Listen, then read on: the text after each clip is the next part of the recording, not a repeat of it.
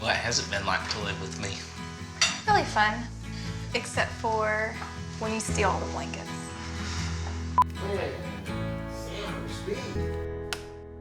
What was your name before you became a Plath? I used to be Olivia Meggs, and then I became Olivia Plath. I'm one of 10 kids, so there's Elijah, Joshua, Elise, Lydia, Sophia, Nathan, Karis, Micah, Kristen. And then I'm fourth in there. You've practiced that. I grew up my whole life saying them. My dad used to call me by all my sisters' names. There's 4 of us girls all in a row, just like Elise, Olivia, Lydia, Sophia, Karis, Kristen, whoever you are. My dad's in IT, and then he pastored a church on the weekends, and my mom was a teacher before she had kids. And so as we kids came along, my mom homeschooled us all. I have a lot of really good memories, and we lived a fairly normal American life. And then my dad got involved with a really conservative church, and our lives changed pretty drastically, and we moved from the neighborhood to a farm, and we became farm kids and pastor's kids. I started milking when I was 8, and just the fact of having to get up out of my bed every single morning, go outside, feed the goats, feed the cows, milk them, bring the milk in, make it into cheese, like all the processes and all the things we did on the farm. I think one, it taught me a lot of empathy, seeing animals and knowing that I was responsible for them, and if they suffered, it was on me, and if they thrived, it was on me. And also taught me the importance of hard work, and it taught me the importance of education. Even with homeschooling, my mom was not our only teacher. We were part of co-ops and programs and this and that. Like we would have a vet come out to the farm. There's a lot of things that go on when you're raising animals on a mass scale like that. I remember seeing my mom every single night up late reading a new book on this and that, and how to do this on your farm and how to treat your animals for this. And then she would share that with me, and I would be the one to go out and give the shots and everything. And so it just taught me so much about the importance of educating yourself on whatever topic you want. Did you like being part of such a big family? There's some really fun things about being a part of a large family, and I wouldn't trade my childhood, but I wouldn't necessarily recreate it either. As a child, I never got a lot of attention one-on-one from my parents because there was so many kids to divide it between. There was always a baby crying or chores to be done, and I want to have just a couple kids so I can really focus and give each kid more.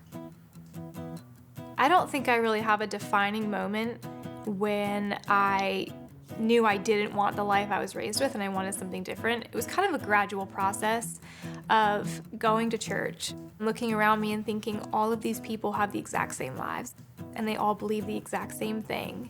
I wanted to express myself differently, and that was looked down on in the church.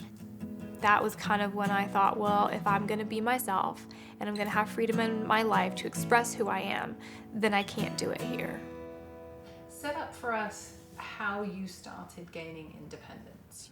After I graduated high school, I started working construction. And it was supposed to be a small temporary summer job, and it ended up turning into a full-time job that I absolutely loved.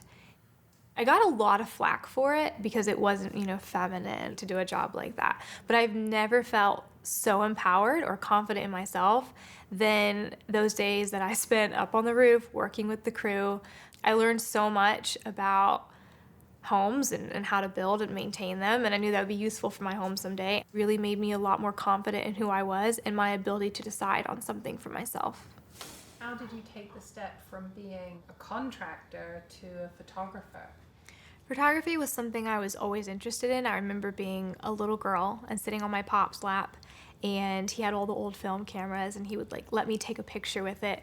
And he passed away when I was 6, but he gave all his old film cameras to my mom, and I used to sneak in the closet and hold them and look at them and think wow, someday I want to be a photographer like he was. So I started saving all my pennies when I was 12, and by the time I graduated at 17, I had almost enough to buy a camera. And so working contracting really helped me to finish and get enough to buy all my equipment up front. Let me see. Okay, so what you'll do is lean towards me slightly this way, cock your shoulders a little bit. Okay, settle into it and relax. If I had any good jokes, I'd get you to laugh, but I knew that I loved people and I loved getting into their stories, and I wanted to capture that. And it was just kind of a trial and error, doing a little bit of everything and realizing that weddings was really what I loved. and then decided just to niche down there and do that. And so during the next 2 years, while I was building up a clientele and, gathering equipment and everything, I worked contracting during the week, and that enabled me to save up my money and put it back into photography. And then it came to the point where I was picking up so many clients with photography that I couldn't do full-time contracting. And it would work out where I could leave town for a couple weeks and shoot a whole bunch of weddings and kind of do a circuit, and then come back home and put a couple roofs on and make that money real quick and have enough to leave town and travel again. So it really was the best of both worlds, having the freedom to be able to travel for a couple weeks and, get out of my small town and meet new people. When you met Ethan, what was it that attracted you to him? When Ethan and I first met, I did not like him at all. Now all I need is a piece of straw and a pitchfork. Oh my word. Don't I look good? Dear, that's not like a farmer's hat. That's like a lady's hat. We met when we were 16, and that's a really awkward time in someone's life. That was before I ever even had braces. And to me, he just seemed really immature and really childish, and he followed me around everywhere. My family went, her family went to a Christian convention up in North Carolina. I did follow her all around, danced with her as much as I could. Like a little puppy dog. And everyone thought we were dating, and I just kept saying, no, we're not, no, we're not, no, we're not to everyone. I just thought he was a little boy. Then my parents started teasing me about it. My siblings started teasing me about it because they noticed he paid me attention. And that was all the more of no, if you guys think this is gonna work, it's definitely not gonna work. And also, he came from a culture I wanted to get away from. At that point in time in my life, I was questioning everything and seeing I want different, I want bigger, I want out of this bubble.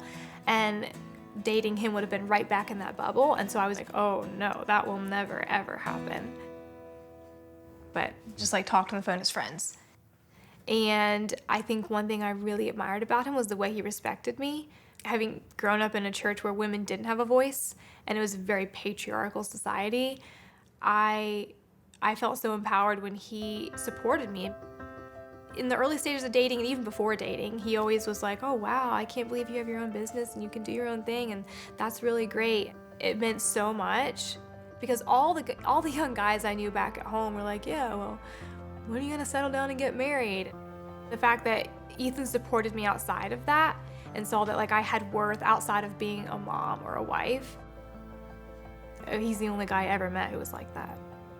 He doesn't hold me back at all. I think that really attracted me to him. I vow that I will listen to you, respect you, value your opinion as my own. May my heart be your shelter and my arms be your home. Ethan, you may kiss your bride. Is there something kind of exciting about this period of exploration and discovery? There's a level of excitement. Kind of smells like old gasoline. My mom said watching Ethan try all these new things is like looking at a kid in a candy shop. He's all excited and he's looking at everything. He's wow. That's really good. But as we got married and we just literally shot out, out from under our parents' roofs in our early 20s, it's oh crap, we don't know who we're gonna be.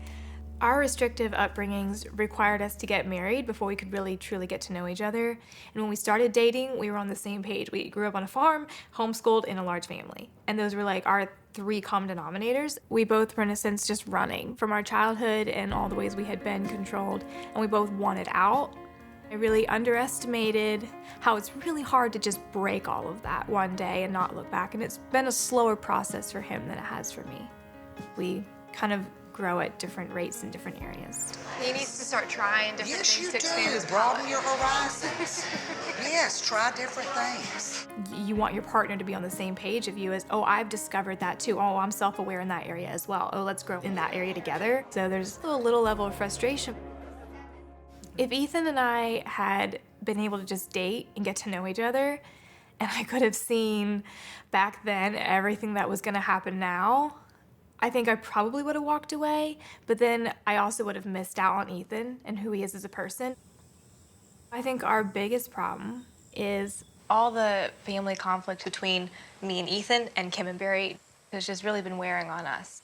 I married your son and I'm in your family now and I'm different and that has to be okay.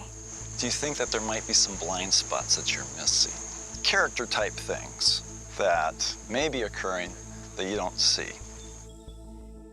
I haven't felt included in the family.